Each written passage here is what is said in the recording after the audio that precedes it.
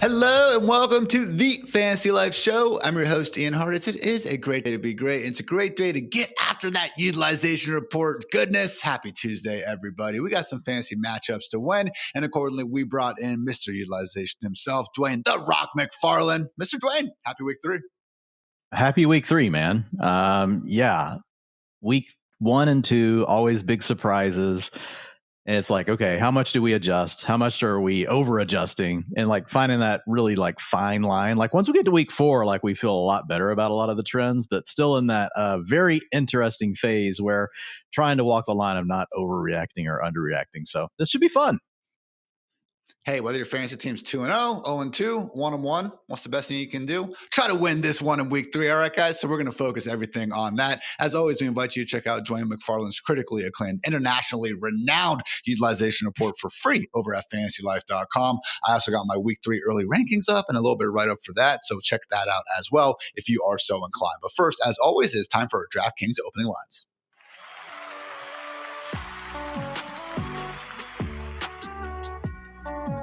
Basically, all the week's big injury news already happened here on Monday, but we did get a brief glimmer, Dwain, into a Texans wide receiver update, so I thought it might be a good time to go ahead and talk about this sad excuse for professional offense right now. But that update is Christian Kirk expected to play week 3 after missing the first 2 weeks of the season with a hamstring injury. So you would like to think, Dwain, that he's going to slide into 3 wide receiver sets with Nico Collins and one of their day 2 rookies, but that really hasn't been the case all season. So what are your expectations for basically any of the wide receivers not named Nico Collins? And again, what has been the single lowest scoring offense in the NFL.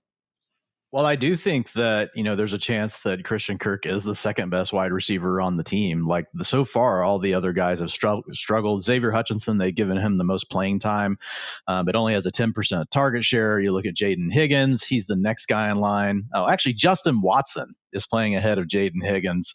Higgins is the next closest. Exactly. Super Bowl champ. He's down there somewhere, Justin Watson. Jaden Higgins got a 15% targets per route run. So, look, they just need somebody. And it's not like Christian Kirk has ever been like this monster target earner, but like he could come in and be a 20, 21% target share guy. Like I think when he's healthy, like he's probably going to get like 80, 85% route participation, I would guess, quickly. Now, it's a matter of like how quickly can he ramp back up? But the Texans need something, Ian. So I hope it's this. I know it's not Dalton Schultz. You made that clear to everyone last night on social media. I was going to go there if you didn't, Dwain, so I appreciate you taking that one for me. But yeah, again, can't say, honestly, how unsurprising this start has been for the Texans. We talked about it in the offseason, man, when you just recycled a bunch of offensive linemen with other guys that by everything we could just really analyze about them were still bad. The offensive line experts told us his offensive line was still going to be bad. Yeah, they fired the O-line coach. Who'd they hire? They just promoted the assistant one.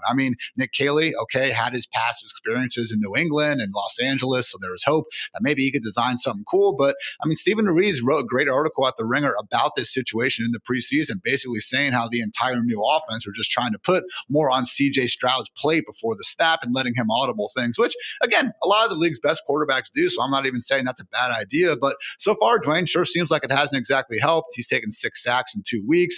They're 30th in play action rate. They're 23rd in pre-snap shift and motion rate.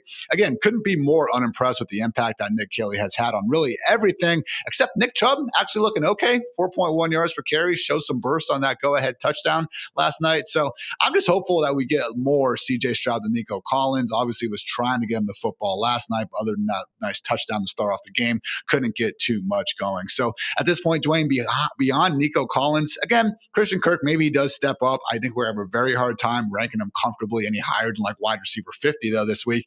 Woody Marks, maybe the only one that could possibly get us excited. Yeah, and even he's tough. Like, if you look at what he did last night, obviously with Dameon Pierce out, he got a little bit more playing time, but he only had 28% of the snaps. He had 20% of the rushing attempts, played on 27% of the pass downs. So even Woody Marks is like a major, major stretch. Now, maybe he does grow his role as the season moves on. Dario Agumawale, he's a hard guy apparently to get rid of. The dude keeps hanging around on NFL rosters. But I think that would be the goal, is that eventually does Woody Marks become the guy that works on passing downs, maybe gets like 35, 40% of the snaps each game. Obviously, we're waiting to hear more on Joe Mixon. Don't know for sure what's going to happen with that. But yeah, I thought the biggest thing for me last night was what you said. Nick Chubb looked pretty decent for somebody that everyone thought was dead. So maybe Chubb can get going, even had a nice little gain on his screen. Would be a fantastic story if he does manage to, again, get life looking good again there. But again, behind that offensive line, I'm not exactly even blaming him at this point or that knee if he really can't. So Houston, you guys definitely have some problems. Also, one other injury update we just got wind of, Dwayne. Aaron Jones with that hamstring injury is expected to go on IR. I think he actually has been placed on IR and will be missing 4 games. So certainly seems like it is going to be the Jordan Mason show. They did bring back old friend Cam Akers. I mean, Kevin O'Connell loves him some Cam Akers. I believe Ty Chandler is still hanging around as well. So it's not a guarantee that Jordan Mason is going to step into this 3-down workhorse role. We do have questions if, again, he can be the pass down threat that Aaron Jones was. But man, Dwayne, especially given the fact they're now down to Carson Wentz for the next few weeks, I'd like to see what your projections are for Jordan Mason, because I'm guessing he's going to be vying for the league lead in rush attempts per game. Yeah, I do think Jordan Mason's just going to take over the backfield, to be honest. I mean, we've got Xavier Scott and we've got Ty Goodson, who has only been playing special teams. My gut says we probably got a 70% snap share coming to Mason. He's already been at 58% for the first 2 weeks with Aaron Jones out there. So, yeah, I think you're probably looking at 70% of the snaps, probably 70 to 75% of the rushing attempts, and then probably 55% of the routes. That might be the other spot where they try to work a couple of the guys in. But, man, if you're at 55-60% route participation and you're at 70% of the rushing attempts, for all intents and purposes, you're a bell cow in that game. So I think that's probably what we'll get from Mason. The interesting part will be, can the offensive line get healthy? They're dealing with issues. And then to your point, we've got Carson Wentz coming in to start. I don't want to hurt Thor's feelings, but I'm not sure that Carson Wentz can really be worse than what we saw from J.J. McCarthy for the majority of for 7 of 8 quarters that we've seen him play football so far.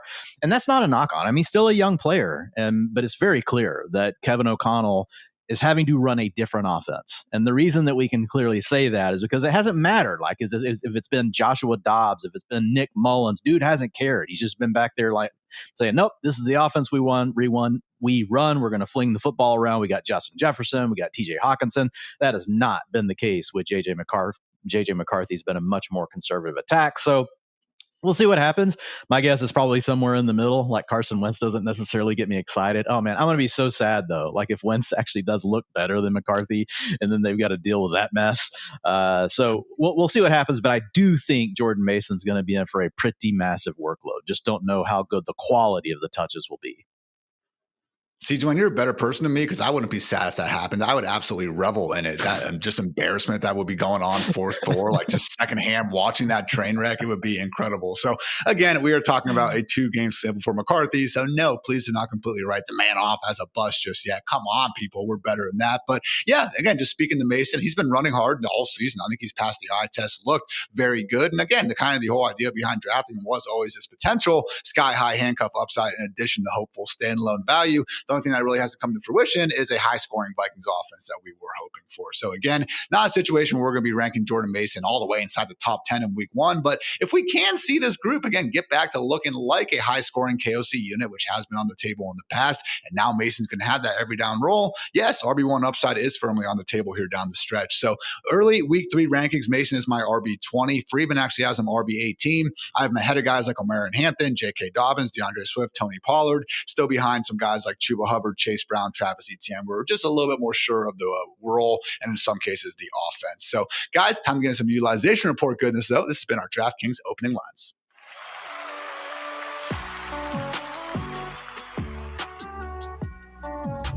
Big games, big moments, and even bigger upside this week. I have teamed up with DraftKings Pick 6 to give you a new way to get in on the action. With Pick 6, you ride the upside by making simple predictions. Will a player score more or less than the number listed? Put your picks together, and the more you hit, the bigger your payout. And right now, there is an incredible offer. New DraftKings Pick 6 customers play just $5 on your first pick set. Get $50 back in bonus picks. That's right. All you need to do is play $5 on your first entry, and you'll get $50 back in bonus picks instantly. So don't miss your shot to ride the upside. Download DraftKings Pick 6, get on all the action, and sign up using my promo code FANTASYLIFE.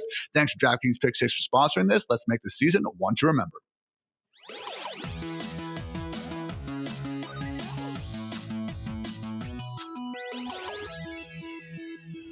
It is time to adjust the pass catcher ranks. This is a utilization report presented by DraftKings here on the Fantasy Life Show. Again, invite everyone to check out Dwayne's fantastic utilization report article over on fantasylife.com for free. He usually gets it live up there on the site sometime around Monday, late Monday afternoon. So, Dwayne, with that in mind, let's go through some of the pass catchers who, again, are getting some upgrades, maybe even a downgrade. I think mostly upgrades, though. Starting things off with Bears, wide receiver 1. I think we can say it, Rome Odunze. Fantasy's PPR, wide receiver 4 right now, behind only Puka Nacua, Malik Neighbors, and Amon-Ra St. Brown. The man's balling, Dwayne.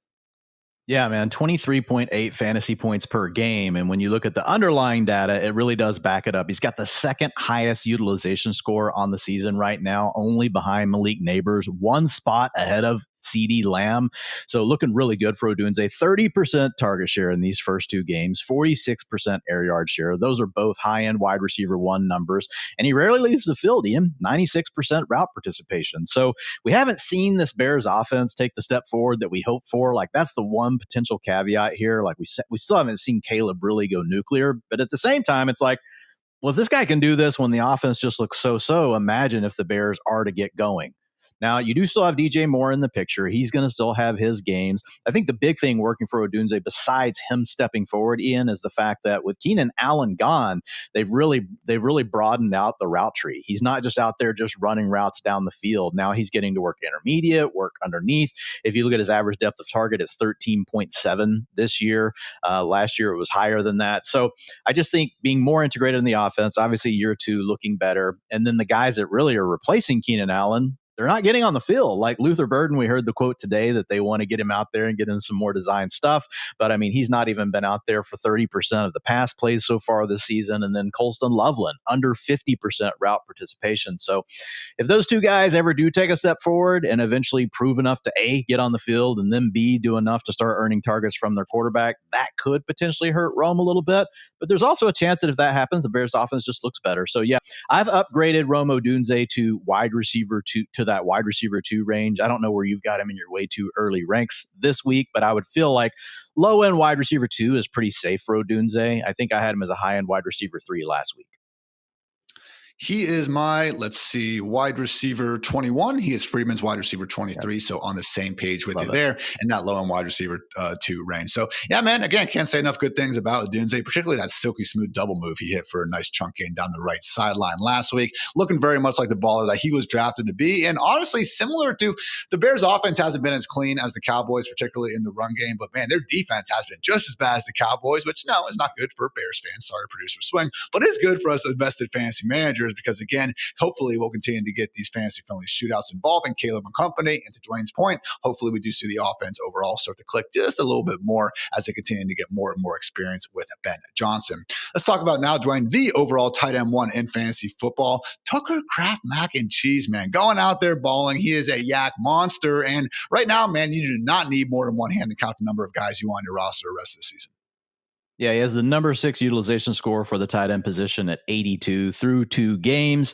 And kind of like what we talked about with Odunze, his role has changed a little bit, where Odunze is getting to work more intermediate and underneath in addition to those deep routes. Now Tucker Kraft is not just tethered to the line of scrimmage like we saw last year. And don't get us wrong, like it was fun whenever it's like 3rd and 12 and he catches a 4-yard pass and turns it into a first down. You're just like, there goes Tucker Kraft again doing it. Now they're actually working him down the field and he's adding on those yak yards on top of that. So, I mean, his average depth of target now is 9.8. The dude's averaging 9.1 yards after the catch, 17.5 yards per reception. Those numbers are obviously going to come down, but if you've ever watched Tucker Kraft play, they're probably not going to come down that much. Like, he's really good with the ball in his hands. Dude, he's the best player on the Packers offense besides Jordan Love. I mean, also, Josh Jacobs is good too. But as far as all the receivers that are available, and this includes Jaden Reed, who has played well this year in his limited snaps, Tucker Kraft's the dude you want to get the ball to. And we're seeing it right now. So if you look at the tight ends since 2020 that have had a similar utilization score to where he's at. Now, guys, it is a small sample. We've only got 2 games. I didn't do a lot of this last week because we had 1 game, but at least we have 2. If you look at his historical comps, 43% of them finished tight end 4 to tight end 6. 21% of them, Ian, finished tight end 1 to tight end 3. So 54% of the time you got a top 6 finish. If you didn't, the rest of the time it was in that tight end 7 to tight end 9 range. So you got to be feeling really great about Tucker Kraft, who you were often getting to draft like as the tight end 13 to 15 in fantasy drafts. You have a top 6 tight end the rest of the way.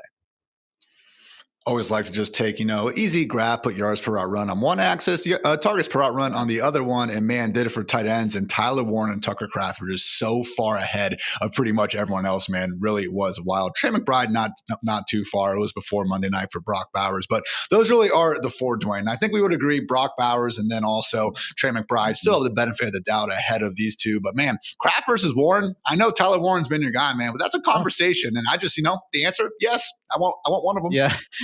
Yeah, I'm with you. We want one of them. And anybody that says that they can tell you which one of those guys is going to finish ahead at the end of the season, like, we don't know. It's the whole tier thing. Those two guys are very tightly in a tier right there below. Once we have Kittle back, obviously McBride and Bowers are in that top tier. I still think they belong in their own tier. But then right after that, you've got a very tight tier. And the two names that are in that are Tyler Warren and Tucker Kraft. Moving on to maybe a downgrade here, and that is going to be the Bengals wide receivers, Jamar Chase and T. Higgins. Chase has been doing his thing, obviously had the massive week 2. He's the wide receiver 6 in fantasy. T. Higgins mostly living on that very freaking sweet touchdown, just the wide receiver 39, though, through 2 weeks. So no Joe Burrow for at least 3 months, Dwayne. We're going to get the Jake Browning experience, which honestly, relative to a lot of backup quarterbacks, shouldn't be too bad. But let's face it, no more Joe Burrow under center. We do need to downgrade these guys. Yeah, so I just went back and looked at a couple things. One, Joe Burrow. I mean, not Joe Burrow. Going back and looking at Jake Browning, and then also looking at what Jamar Chase and T. Higgins have done in those games with Mr. Jake Browning. So let's just start with Browning first. 263 passing yards per game in an 8-game sample. Joe Burrow has averaged 279. Again, we know Joe Burrow is better. We know Joe Burrow carries a better ceiling, a better floor, all those things, but that's not terrible. That's a 5% deduction in passing yards per game.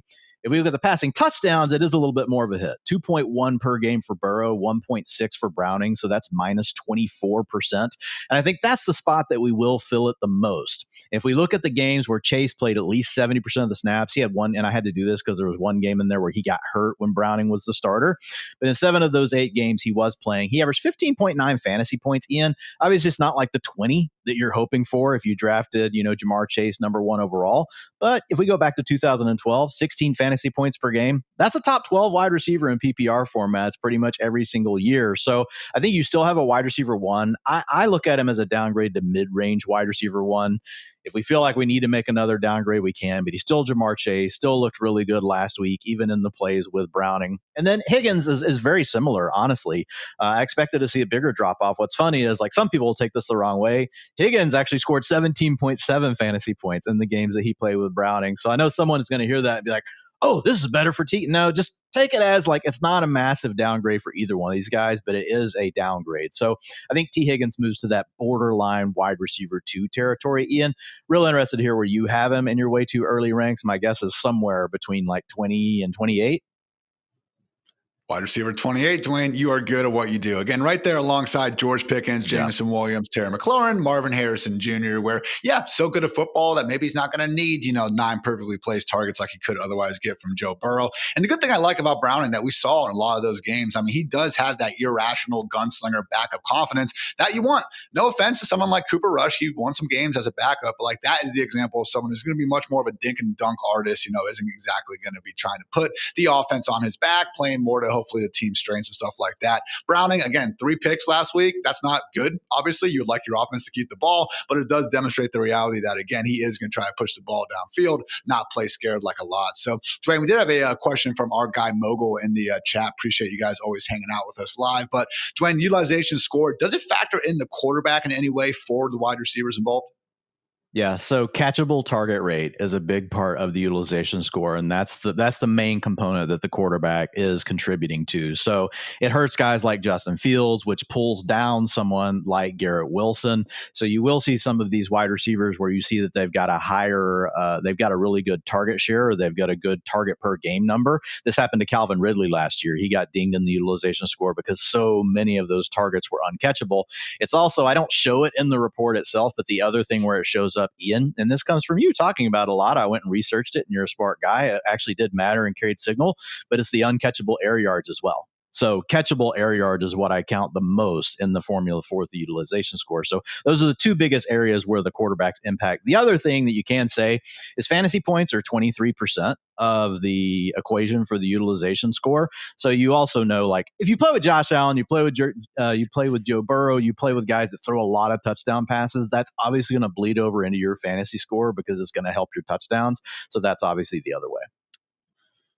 Good stuff there, my friend. I know, again, you spend so many freaking hours in the off season just huddled away, trying to grind all these correlations. So we all appreciate your service for that. Yeah. Eyes bleeding. Yeah, just fingers falling off. All right, you mentioned it, but Garrett Wilson, Dwain, someone who is wide receiver 16 now, just behind Davante Adams for the season. 5th in air yard share at 49%. 3rd in target share. Man, according to Whopper, I believe it's pronounced, like he literally has a more fantasy-friendly role than Malik. Neighbors out here, but now you're going to tell us that because, Justin Fields had a bad game, that we can't start Garrett Wilson. Come on, Dwain. No, I'm not going to tell you can't start him, but I would sell high if someone else in your league is willing to treat him like a wide receiver 1, which we already said this last week. So we're not breaking any news, because the reality is you then turn around and get a game like this, which, to be quite honest, Tyrod Taylor came in and kind of saved. Like Justin Fields, maybe he would have turned around in the second half of the game and looked better after the concussion. I can't say that he wouldn't, but there's a chance Garrett Wilson doesn't even get the 9 points if it's Justin Fields that's in the game the whole time. And again, this isn't like knock Justin Fields and just like, try to make fun of him. This is just the nature of the way that he plays. He's hot and he's cold. He's hot and he's cold. Here's the big challenge. The Jets have a minus 14.7 drop back rate over expected. That by far is the heaviest run team in the entire NFL. So you got a team that wants to run the ball all the time. You got a quarterback that turns a lot of the pass plays actually into scrambles. So he takes away things that actually would be passing plays. And then we've got a team that's just run heavy anyway. So it's just, it's a challenge. The biggest thing that Garrett Wilson has working for him is he is good. Garrett Wilson is a really good player, and there's no one else to challenge him for targets. I mean, we have like Josh Reynolds out here. I mean, Josh Reynolds didn't even play last week, and Alan Lazard could only get like a 20% route participation. So we've got Arian Smith. I know you said his name like 5 times on the show on Sunday night. Okay. There's just not a lot to challenge him. But having said that, I just did my rest of season projections. And he came in as a mid-range wide receiver 3 the rest of the way. And it mostly ties to these things. He has I gave him a huge target share. Like, he's got an absolutely huge target share. But it comes down to how many of them will actually be catchable, and then this run-heavy offense. Now, Dwain, how about this? We don't sell high right now. We sell high in 3 weeks because they get the Buccaneers right now, which is the single biggest pass funnel defense so far this year in terms of EPA per dropback versus rush. Then they get the Dolphins, who we know do not have a single cornerback who should be professionally employed, yet they are anyway. And then the Cowboys over the next 3 weeks. Like, come on, don't sell high now. He just had a dud. Everyone just, again, is back to hating Justin Fields. You just heard yourself. Bucks, Dolphins, and Cowboys. Come on, then we sell. Yeah. Hey, I'm fine with that. I will just say that Justin Fields being who he is, like, those teams give him no better odds. Like, it just depends on which Justin Fields shows up to the arena every day. Those 3 games could all go terrible as well. So, I mean, I think it just depends on what you can get for him right now. If someone's not willing to trade you what you want for Garrett Wilson, obviously you're just holding on to him. My gut says that he's a wide receiver 3 the rest of the way, though. Justin Jefferson, someone who is just wide receiver 26 behind DeAndre Hopkins, Hunter Renfrow, and Diami Brown, can't even score more points than Garrett Wilson. What is he doing here? Has Carson Wentz under center right now. Going to be taking a lot, though, for me to move him anything, past, wide receiver 6 or 7, though, Dwain. So talk about Justin Jefferson. Obviously a downgrade, but also in an offense that has been running the ball quite a bit more than we prefer. Well, we're talking about three teams here. One was the Jets. I'm just going to go ahead and mention the other one. It's the Vikings and the Eagles, and these three teams all have something major in common, and it's they just run the ball all the time. So the Vikings have a -7% or -6.5% drop back rate over expected. The Eagles are -6.3% drop back rate over expected. And then we've also got quarterback woes with really both of these teams. Jalen Hurts hasn't looked good to this point, and then JJ McCarthy, who we just talked about, had honestly looked pretty awful except for one quarter of football. Can Carson Wentz turn that around? I don't know, but I don't really know that it can be worse. Like if he just basically takes the attitude of Justin Jefferson is down there somewhere and he's probably going to be open on this play and just throws the ball and lets it rip, that's going to be a plus for Jefferson. But I did downgrade Jefferson to mid-range wide receiver 1 territory, Ian, and it's just tough because there's also these other young wide receivers moving up. Right. I mean, we've already talked about, we haven't talked about CeeDee Lamb, but he's amazing. We've got Malik Neighbors absolutely just balling the freak out. We got Puka Nacua just going nuts every single week. So don't take it as a big slight to Jefferson. It's partially this offense he's playing with, but it's also the other guys that are playing so well. I think it just puts Justin Jefferson really in that like wide receiver 4 to 8 range, somewhere in there. So again, we still like him, guys. Maybe Wentz can get him going, but it is tough. And then like with the Eagles, man, I'm so sick of watching this Eagles offense, and we're 2 weeks in. Guys, if you're from the Eagles, if you're from Philly and you're an Eagles fan, please don't take that like as a negative thing. You guys have an amazing roster. You have an amazing general manager. You have like 2 amazing wide receivers. I just want to see you throw the ball a little better. That's the only thing. And eventually you're going to be in a game where you got to do that. I'm figuring you guys also want to see that, but that's just not what's happening. Same scenario. Run heavy, and then by the way, Jalen Hurts leads the league in scramble rate, man. Like so, he's turning 15% of his dropbacks, which are already low, into runs instead of passes. And so, even when you see someone like AJ Brown have a 39% target share last week, it's tough because A, a lot of the passes were not catchable, and then B, 39% of, a team running the ball all the time and then a quarterback scrambling the other 15%. It's tough to make the math, Ian. And we know A.J. Brown is a beast. We know Devonta Smith, probably a wide receiver 1 in fantasy on certain teams in the NFL, certainly worth of being a wide receiver 2. It's just a really tough situation right now for the Eagles. A.J. Brown, Devonta Smith have 2 combined receptions over 10 yards this season, actually both by Smitty. 34-year-old Zach Ertz has 3. 41-year-old Aaron Rodgers is the only guy with a lower average target depth than Jalen Hurts this year. And last week, the tush push accounted for 12% of their total play volume. And by the way, I've always been a tush push guy. Like, it's fine if you guys, want to stop it, go ahead and figure out how to stop it. But good stuff from Josh Norris and Hayden Winks, just kind of slowing down the cameras and pointing out that it sure looks like the Eagles guards are starting to get ahead of themselves. I mean, come on, guys. Like, you got to go when the ball goes. Didn't like what I was seeing there last week. But Dwain, couldn't agree more. They have been just an eye bleed. It reminds me, honestly, of the Chiefs last year. Okay, so you're winning football. You're Super Bowl champs. That's great and everything. But my God, this is a lame offense, right? We should be able to agree on that. So I want to try to quantify it and say who are the most lame offenses in the NFL. So I looked at teams with the lowest dropback rate over expected, explosive play rate, and then just average target depth.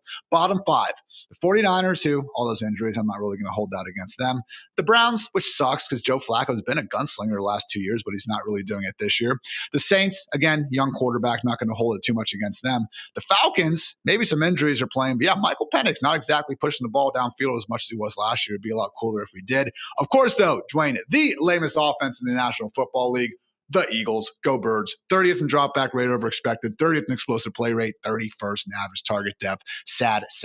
So be better, keep winning games and stuff. I guess that's cool too. But man, all these fun playmakers out there, would it kill you guys just maybe put up a few more points than you need to? I don't know, but a man can dream. But Dwain, that's going to do it for this section. We got some RBs to talk about. But first, again, I want to remind you guys over at DraftKings, you play $5 on your first entry on the DraftKings Pick 6 app. You'll get $50 back in bonus picks instantly. Don't miss your shot to ride the upside. Download DraftKings Pick 6, get on all the action, and sign up using my promo code FANTASYLIFE.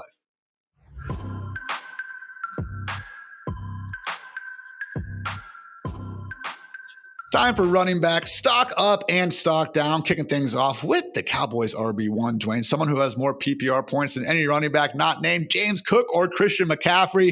What a time to be alive. How much is the stock up for Mr. Javonte Williams? Yeah, I mean, it's way up. We didn't have Jaden Blue active again, and then Miles Sanders barely got on the field this last week. The Cowboys are riding Javonte Williams for right now. Do we know how long it will last? No. But I think we can enjoy it while it's here. And we can't rule out the fact, Ian, that it could last all year long. I do want to say with Javonte Williams this last weekend, the thing that was really nice is it wasn't just getting the carries, and getting the 3.5 yards, right, and running hard. He actually did show some explosiveness. 12% of his carries went for 10 plus yards on the season now. That ranks 9th in the NFL. He's averaging 4.6 yards or 3.4 after contact and 4.6 yards per carry, which is 11th in the NFL. So the whole idea of week one, whenever the haters that didn't draft Javonte Williams, and I didn't draft a ton of him either, but it was, oh man, look at him. He's inefficient. He's just going to give the job away. Well, you can throw that out the window now because he actually did look good in the second game. So he has the number 6 utilization score, Ian, at an 88 of all running backs. You already talked about how good he's looking as far as scoring those fantasy points. We've got a defense in Dallas that can't stop anyone. We've got an offense in Dallas that can move the ball. We've got a coach that's shown so far he's willing to hand the rock off when he gets down inside the 5-yard line. And oh, by the way, last week we had Javonte get an 11% target share. Do I think that's going to happen every week when you got CeeDee Lamb and George Pickens and Jake Ferguson? No, but he's playing all the passing downs. So, I mean, in a game where they've got guys covered up, he's going to be out there and he's going to be the outlet and he's going to have games like this. So Williams' closest utilization comp scores average 16.9 fantasy points per game. Again, guys, this is based on 2 games. Didn't hear me do this a lot last week, but I'll do this more and more as we get more data points. All of those guys were top 18 options for the season. And Ian, 40% of them finished as top 6 running backs. I'm not saying Javonte Williams is going to do this, but like it's in the range of outcomes, and people just act like range of outcomes only applies to young guys. Like that's what drives me absolutely insane. A range of outcomes also applies to these older veterans, and Javonte is playing really well. 35% of his comps went on to be a running back 7 to 12, and 25% were running back 13 to 18, which is where I have upgraded him to, Ian. He's in mid-range running back 2 status. How high is he, man? How high is he in the ranks for you this week? Noted older veteran Javonte Williams at 25 years young is my RB14, Dwain. So he is up there. Freeman continuing to top me, though. RB13. Again, could honestly see it going higher because it's just a situation where you said it. All the numbers are good. He's passing the eye test. I know Jalen Carter was out, but it's not like that Zach Bond and Jordan Davis aren't still capable of being a good run defense, even in the absence of one of the best defensive tackles in the NFL. And then what about that Giants D-line that was supposed to be eating everyone's face off all season, man? Really back-to-back disappointing efforts from them overall, if you ask me. So Javonte Williams, again, get him in starting lineups of all shapes and sizes. To Dwayne's point, maybe again, clock will strike midnight on this fairy tale story that we got going so far, but so far, so good, man. You got to be feeling great if you did go ahead and use a late round pick on Javonte Williams. Stock down though, Dwayne, a little bit of a bad news here for, almost every single rookie RB we expected much of at all. So Ashton Jetty's the RB 27 through 2 weeks of action. Trayvon Henderson's RB 31. Omarion Hampton's RB 45. RJ Harvey is RB 46. Caleb Johnson is not cracking the top 100 running backs right now, which is absolutely ridiculous. Where do you want to start here, Dwayne? Let's start with the 2 from last night really quickly. So Genty, the interesting twist last night was Zamir White taking over the long down and distance work from him, and then Dylan Lobby taking over the 2-minute offense. And so that really took the passing game away from Genty. And if you looked at him the week before, if you added up his rushing attempts and his targets, I believe it was right at 20. Last night he had 14. And a lot of it was due to he didn't get the targets. They're just going to need to feed this guy and ride him, Ian. Like whenever I watch him run, he looks patient. He presses the hole. Like I think he's a really good running back. I don't think the problem is with Genty. I do think there's some issues with the offensive line for the Raiders that could continue to challenge, Genty and his fantasy success this year. But man, like who expected the Raiders to come out here and be such a pass heavy offense? And then that bleeds right over into Omarion Hampton. That's massively impacting Omarion Hampton, how heavy the Chargers are as far as their drop back rate over expected. One of the most pass heavy teams in the league. And now people freak out and they talk about Najee. Najee's role didn't completely explode last night, Ian. We still had if you were just looking at the snap shares and things like that for the Chargers last night, you would have been like, oh man, Omarion Hampton had a good night, right? No, he didn't. But he still was out there for 63% of the snaps. That's fine. But 38% of the rushing 80% attempts. week 1 though. Yeah, it was 80%. But the point was, we said he had all this room to give. We said, look, Najee can expand his role, and we're probably talking about 60% Omarion Hampton, and it'll be fine. And it wasn't. But why? because this is a team that wants to throw the ball all the time. Will that eventually change? Will they land in game scripts where they're more willing to run? But that's the thing that's killing Hampton right now, is how pass heavy the Chargers are. Now, obviously, it's great for a guy like Quentin Johnston, who we didn't necessarily think would be a great fantasy asset this year. We knew that, Ladd was going to do his thing. Keenan was probably going to be like a wide receiver 3. But instead of Omari and Hampton going off, we've got Quentin Johnston going off. So both of these guys, I would say, I'm freaking out about these two the least, Ian. I think they are still, it's not optimal. We got two teams throwing the ball. They are sharing some time here, but they're still playing enough that if they're playing well, they can score their fantasy points. So I lean more to them being buy lows. But obviously it's not perfect. Now, you can tell me when you want to talk about the next two guys, because, it's rough. Well, just real quick, I would put Genty much more safely as someone that I think we still expect to get going. At the end of the day, it's not ideal seeing Zamir White and Dylan Labe, involved as much as they were on pass downs in 2 minutes. But again, if we get to week 17, week 18, and Genty isn't breezing past 300 touches, I would be shocked. And again, just the history of that, guys, continues to be overwhelmingly positive. Everyone keeps saying he's the next Trent Richardson. Okay, Trent Richardson was the RB5 in fantasy as a rookie because he just got force-fed the football until he didn't. So even if that's going to be the case and Genty's going to be a massive bust, I really do think the Raiders will at least go down with the ship for this season and still find a way to get him into, again, the RB1 sphere. But man, with Hampton, Dwain, again, it is going down where it is a pass-heavy offense. Najee is involved, and who's to say it's not going to be 50-50 next week? I'm just saying, if we had to pick one here, it's not equal for me. I feel much better. Well, I think it's less risky, for Genty because, one, he was a higher pick in the draft, and 2, he doesn't have Najee Harris on his roster. So I agree with that. But at the same time, if you told me I got to place a bet on one of these offenses for the rest of the season, I'm betting on the Chargers. So, if Amari and Hampton is getting 55, 60% of the rushing attempts and the Chargers decide they're not going to throw the ball every single play, and that ends up being 15 rushing attempts per game, he could pretty heavily pay off still because the Chargers offense is so good. So there's positives and negatives about both of them. I don't disagree, though, on the floor. Najee's obviously a bigger threat than Zamir White or Dylan Labe to potentially putting Hampton in a scenario where he's splitting dead down the middle, and in a pass-heavy offense, that could be pretty gross. That would essentially make them like the Chiefs backfield, which we want nothing to do with, if that were to happen.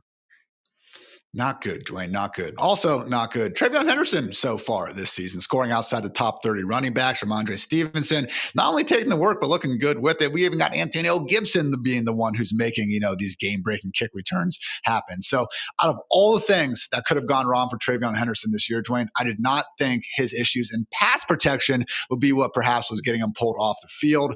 Just, not great. Yeah, not great. Look, we're through 2 games. He's played 32% of the snaps.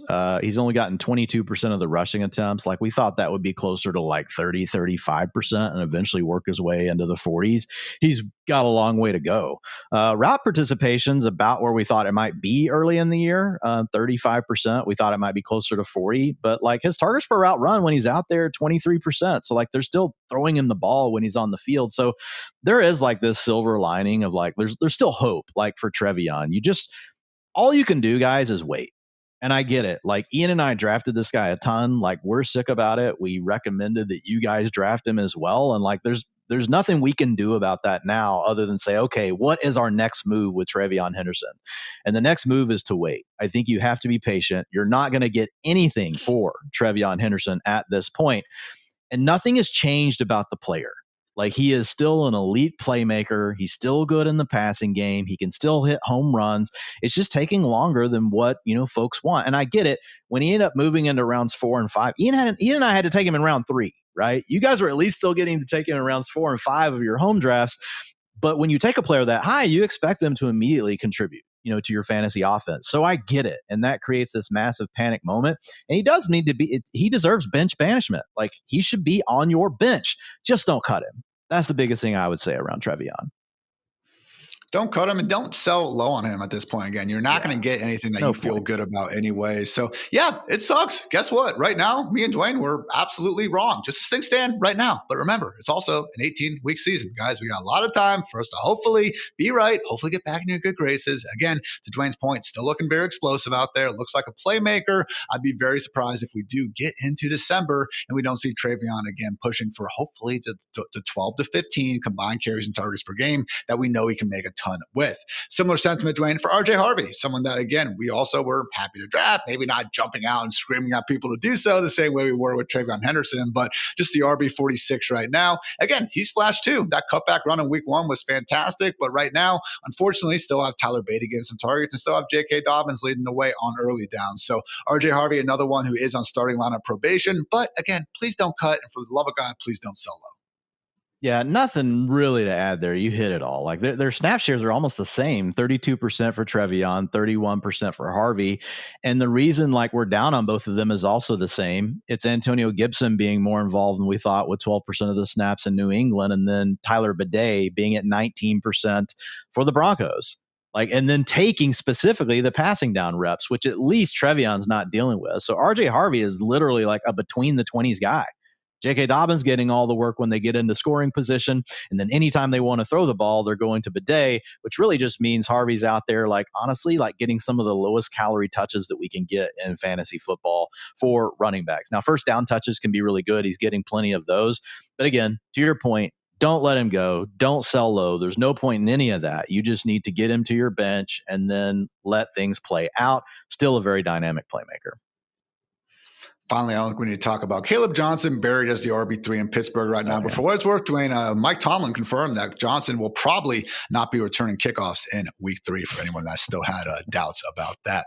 Last one, guys. We'll send things on a little bit of a positive note. Stock up. Quinshon Judkins had an explosive 31-yard run at the end of regulation during that Browns blowout loss to the Ravens, and he is looking like the clear-cut Browns RB1 moving forward, at least in terms of touches, hoping not to see really any drum forward moving forward, Dwain, although maybe that could be wishful thinking. Still a little bit of a role for Dylan Sampson, but in terms of touches, Quinshon Judkins, I would expect to lead the way every week moving forward. Yeah, considering like, where he was coming from, not being with the team, not having practice, not having not being in sync with the offensive line and the scheme and all these other things, to come out and get 48% of the rushing attempts and lead the team in that first game. Like, I think that's about as positive as an indicator as you could hope for. Yeah, he only played 25% of the snaps because he's probably out of shape, guys. Like, and he doesn't know pass pro. He's not going to know all their stuff. So I think Judkins is a threat to go ahead and like probably up this number as soon as this week. I think it's hard for us to say for sure when it's going to happen, but ultimately I do really believe that we're probably looking at Judkins being 55 to 65% of the rushing attempts for the Browns at some point here in the near future. He's going to be their early down grinder. And then that just leaves the question, Ian, of is it Jerome Ford and Dylan Sampson really splitting the rest of the work between them? Or is it one or the other taking over? Because ultimately, that's what you need to really like either one of those guys the rest of the way. I lean to Sampson, but I am biased. Like, I think he was a great playmaker in college, but I could see Ford being a guy that they continue to trust in certain situations. So I'm kind of worried it's going to be 65%, 60% of the carries to Judkins, and then these other dudes splitting the rest of the reps between them, which isn't necessarily great. So yes, Judkins does upgrade. I think we move him to low-end running back 3 status this week, but man, we could be talking about like low-end running back 2 status as soon as next week if we see it's not another jump. That was his first game, but if we see it jump to like 60% of the rushing attempts, we will feel better about Judkins moving forward. Do you think he has a ceiling much higher though than like RB20, Dwain? I mean, he's going to have to just be beyond special as a rusher because I'm just looking at this Browns offense. We've had Flacco. He's only been better than J.J. McCarthy and Cam Ward, EPA per dropback. We've talked about this. They got the Packers and the Lions these next 2 weeks. I mean, Dwain, you're a betting man. Do you think Joe Flacco is still going to be the starting quarterback after these 2 games? I kind of don't. Yeah, I mean, that's the big challenge. And I talk about it in the article. With anytime I mention a Brown, like we're 0-2. Like we're another game closer to Dylan Gabriel or Shedeur Sanders. And maybe one of those guys can be good for us. I mean, we don't know for sure, but like we know that Joe Flacco is at least able to keep games. Well, we say that has been able to keep games competitive. Right. And we know that he can throw the rock around. What I would say is this, like, I mean, between the 3 guys, like between Ford, Judkins, and Sampson, like fantasy points per game is at 30. between them. So, like, I don't want to never say never. Judkins graded out really good in the rookie supermodel. I do worry, though, without passing down work, which I don't think he's going to get. He was targeted a lot, like on the few routes he ran last week, but you really do need passing down work if you're going to be in an offense that's likely to be trailing a lot throughout the season. But I still think, like, he could be in that low end running back 2 category. And look, guys, we want to bet on the talent. And the point is, like, he's still available in 40% of Yahoo leagues right now. That's really the big takeaway. If he does happen to, for some reason, be available in your league when you're watching this, like, he should be rostered in most formats. And obviously, everyone that took a chance on him when there was all this, just cloud surrounding if he was even going to be playing this year, you're thrilled to get, even if it is a low-end RB2 out of whatever, late-round dart you threw his way back a few short weeks ago. So good stuff there, Dwain. Now we're getting into some buy low candidates. First, though, a quick word to our friends over at Xfinity.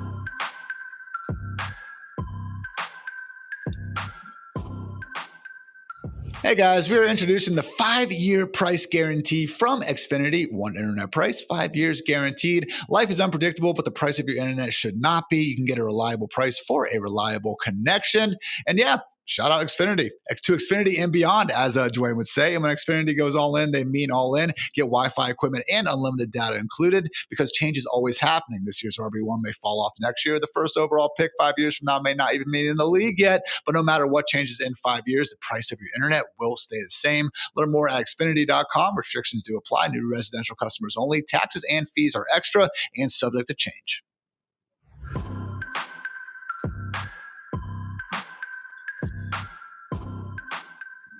Is it time to buy low? Presented by the fine folks at Premier National Sports. Starting off with probably the biggest topic of debate in the fantasy community this week, Dwain. Jaguars wide receiver 1, Brian Thomas Jr., just a wide receiver 54 through 2 weeks. Honestly, only that high because he got that reverse for a touchdown back in week 1, barely ahead of guys like Josh Palmer and Devontae Walker. So people are talking about his alligator arms last week, which were true. They were there. I kind of wish T-Law wasn't leading him right into the middle of 2 safeties trying to take his head off. But you know what? Go catch the ball and I guess take your lumps later. Also, again, just hasn't exactly been out there. Maybe showing the best, what's the word? Effort, kind of, body language, whatever you want to say. Also, Dwain, we're 120 minutes into a season 1 year removed from him, putting forward one of the more efficient rookie seasons that we've seen at the position in the last decade. So Brian Thomas Jr. probably never going to be a cheaper option. You like to buy low here? Yeah, this is a massive opportunity. And some of your leagues you won't be able to get in, but you at least need to kick the tires on this. And it's all the things Ian said. I wrote it up in the article. Look, I mean, he dropped a ball. He gave up on a ball. He was worrying about a hit. He didn't win a ball in traffic. His body language was bad. Send that tweet, whoever sent it, to your league mate. Right. And they are going to be feeling bad because he's averaging 8.9 fantasy points per game. Ian just said they're going to look at him and be like, God, he's right next to Josh Palmer. Who is this guy? But the underlying data is what we really care about. And guess who knows football better than any person talking on Twitter right now? Trevor Lawrence. As much as we may get mad at Trevor Lawrence, he knows more ball than anybody out there tweeting. And guess what he's doing? He's throwing the damn ball to actually Mr. Brian Thomas Jr. He's got a 26% target share. He's averaging 9 targets per game. He's got 128 air yards per game. He's got 46% of the air yards. So I went back to 2012, Ian. We've got 41 wide receivers that average between 8 and 10 targets per game and 115 to 140 air yards. This is how they finished, okay? Their average finish was wide receiver 12 with 17 fantasy points per game. If you look at it, wide receiver 1 to wide receiver 6 seasons, 37% of them. I like that number. 37% of these guys that look like Brian Thomas Jr. became top 6 wide receivers in that year. Wide receiver 7 to 12, so that keeps you in the wide receiver 1 conversation. Another 27%. If you guys are doing math at home, we are now up to 64%. And then wide receiver 13 to 18, another 15%. Okay, so basically 80% of the time you got a wide receiver 18 or better. So this is just a great spot to buy. This is when we want to zoom out. This is when we want to really look at the more macro level data and think about this player, to your point, who we saw go absolutely bananas late last season. Now, I know a lot of people will say, well, that was with Mac Jones. That wasn't with Trevor Lawrence. And maybe that's going to end up being the case. But my bet is that that's small sample bias between him and Trevor Lawrence. Yes, we want to see the chemistry look better. Yes, we want to see this whole offense look better, man. There's some weird stuff going on right now in Jacksonville. But it's early. Now, I will caveat it and say, guys, it's all a range of outcomes. I'm totally in on buying Brian Thomas Jr. I will give you, because some of you guys, look, I put my tweets out there, and some of you are so negative. Like, you need some therapy. You need some freaking therapy in your life, and you need to cheer the hell up, okay? We're playing fantasy football, but because you guys are so negative, I'm going to give you the guys that busted. Ian, you're going to love this list. Or maybe you won't. Might make you cry. Allen Robinson in 2014. That was with the Jaguars, by the way. 12.3 fantasy points per game. He finishes the wide receiver 34, despite hitting these marks that I talked about. Mike Wallace was the wide receiver 27 in 2013. Terrell Pryor Sr., Ian, hitting the Ohio State boys. 13.1 fantasy points per game, was a wide receiver 25. And so even though that's not necessarily a bust, but he didn't get into that top 18 that I talked about. And then Vincent Jackson with 11.4 fantasy points per game, finished as the wide receiver 40 in 2014. So, guys, there are guys that didn't hit, but the majority of them did pay off at least a top 18 finish, and you have a great shot still at getting a top 6 wide receiver. So yeah, man, go kick the tires. Don't pay like you're getting a top 6 wide receiver. Pay like you're getting a low end wide receiver too, man. You gotta make sure that you're working the other manager. The other potential buy low candidate, Dwain, I think this might be a little closer to buy high. We'll see, though. Sometimes you pull out the trades that have actually happened on ESPN, and they even do surprise me. But Packers RB Josh Jacobs, someone with, again, 19 touchdowns in 20 games with the Packers, certainly is a bit restricted to early downs more than we would like. Only has 1 reception this year. But, hey, Green Bay offense, it would kind of make sense that when you got these pass catcher injuries, let's just feed the rock to number 8. Yeah, so the way that I do this, guys, is really simple. I look at the role that they have, and I look at the fantasy points that they've scored, and I say, are they over or underperforming? And Josh Jacobs is massively underperforming. That means that he has upside from where he's at. The beauty of the utilization score and how it's different than expected fantasy points, it's not just taking their carries and their targets. It's actually taking, were they on the field for the snaps inside the 5-yard line? Were they actually on the field for the 2-minute offense, even though they may not have gotten a target? So it's just a more robust kind of, like, it's not to say expected fantasy points are bad. They're not. Like, you can look at these two things together, but it's giving you a more complete view of the player's role.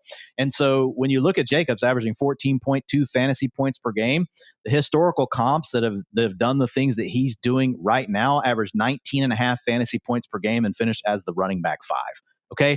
Josh Jacobs did the same exact thing last year, but I put out the buy low on him in week 5. From then on, he went on to be a 20 fantasy point per game running back. We've got a Packers offense we like. We like the offensive line. They've got a defense that can play. You're going to be in these scripts where he's going to get to run.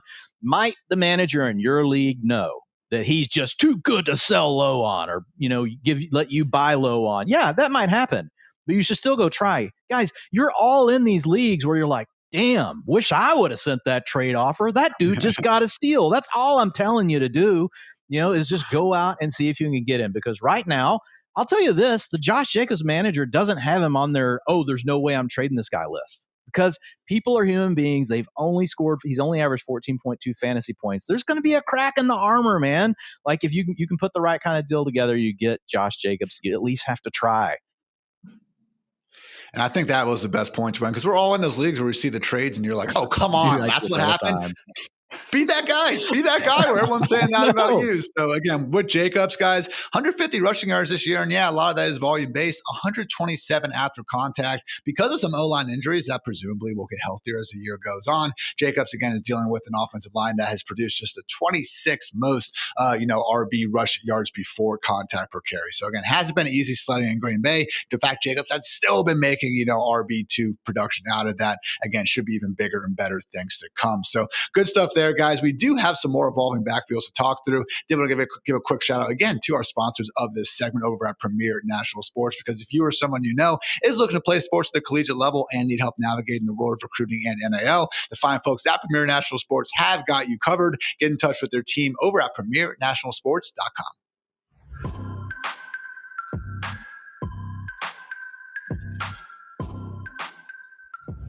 Just when we think we know something in week 1, week 2 comes around and goes ahead and throws us in for another loop, Dwain. So 4 backfields that we want to go through and again, talk through the changes that have happened between the first 60 minutes and the last, starting off with the Giants backfield that maybe, just maybe, is ready to feature Cam Scatterboo. Yeah, so week 1, Tyrone Tracy dominated the New York Giants backfield. Week 2, it was Cam Scatterbo leading the way. He had 55% of the rushing attempts, 51% of the snaps versus 42% of the snaps for Tracy and 25% of the rushing attempts for Mr. Tracy. They were dead even in route participation at 42%. So it's really like, it's so hard, Ian. Next week, you could have the same intro and be like, all right, the first 60 minutes of football did this, the second 60 minutes did this, and now here's the third 60 minutes of football, and we're back to Tyrone Tracy. Like, that could actually be the case. It could be a hot hand approach here. All we can do is share with you guys what's happening. And I think at a minimum, the takeaway here is it does feel like Scatterbo has closed the gap. Right. And he does have a chance to actually surpass Tracy, or they could just be more even, or it could end up being a situation where throwing our hands up in the air and I'm going to go talk to my therapist and say, I hate owning anyone from the Giants backfield. But I do think that Scatterbo has to upgrade to at least that low end running back 3 territory ish, somewhere in there. He's still available in 40% of Yahoo leagues. Where would you kind of be willing to throw fab at that, Dwain? Say if he was available, and I don't know, someone's like 8-man Yahoo league or something crazy like that. Yeah, I mean, if you're in an 8-teamer, like, you're not going to put a ton on him. But I mean, I would be willing to put like 10, 15%, in that scenario. Like, obviously in the leagues we're playing in, Ian, if we saw Scatterbo on the wire, it would be like 85% of your fab. Right. But yeah, in an 8-team league, you don't have to go bonkers. There's probably also a lot of other good running backs that are on the wire.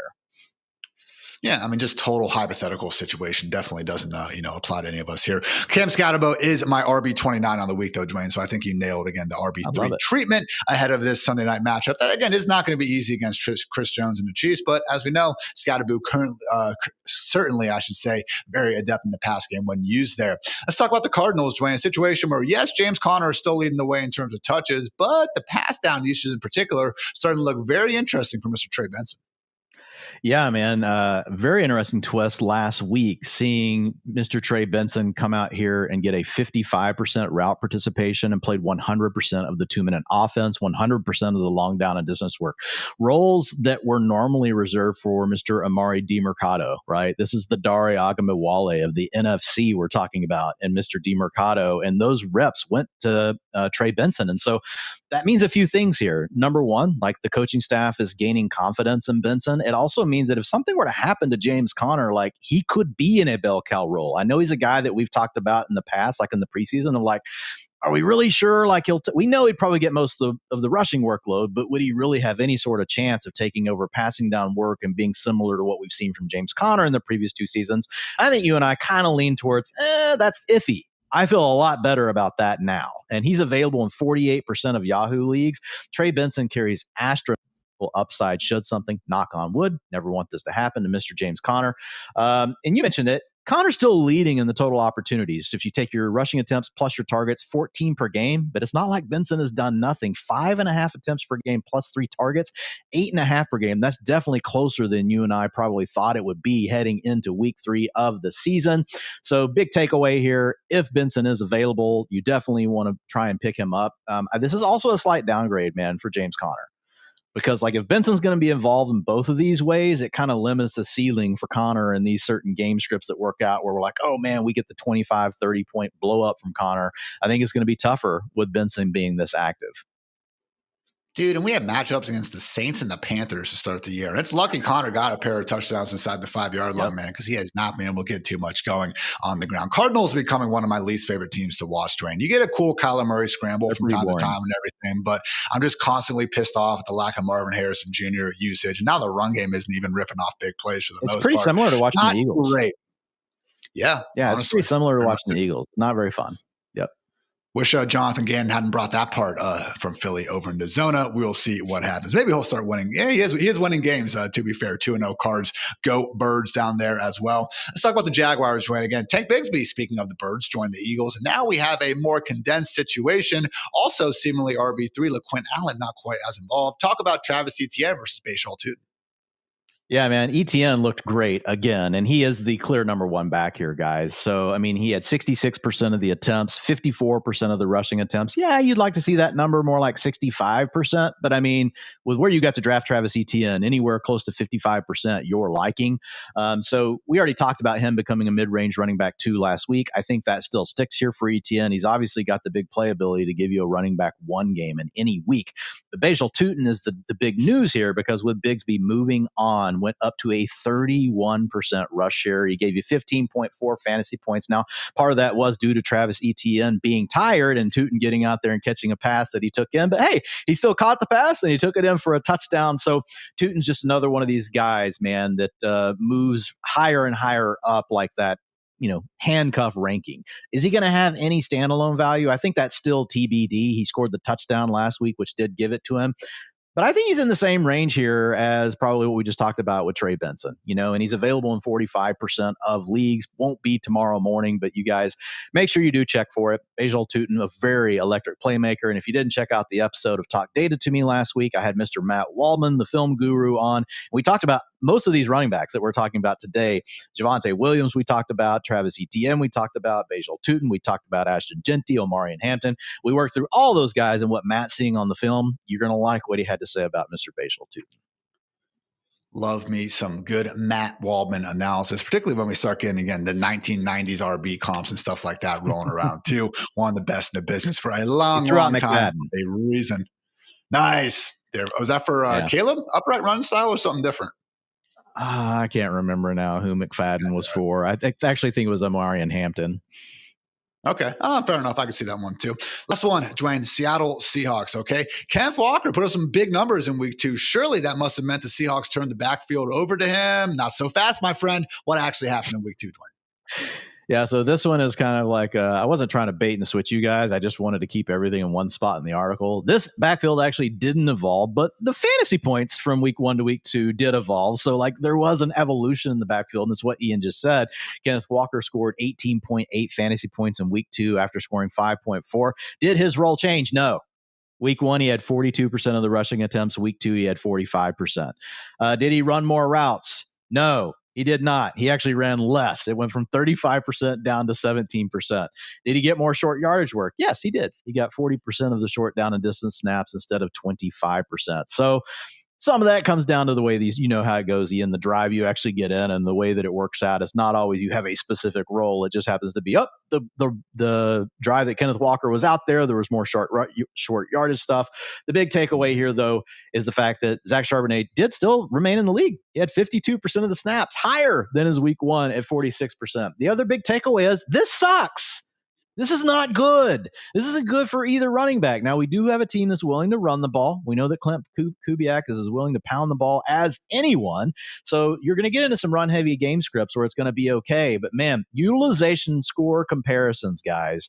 Going back to 2020, for Kenneth Walker, the average was 9.2 fantasy points per game. And remember, this takes his talent into the equation along with his usage.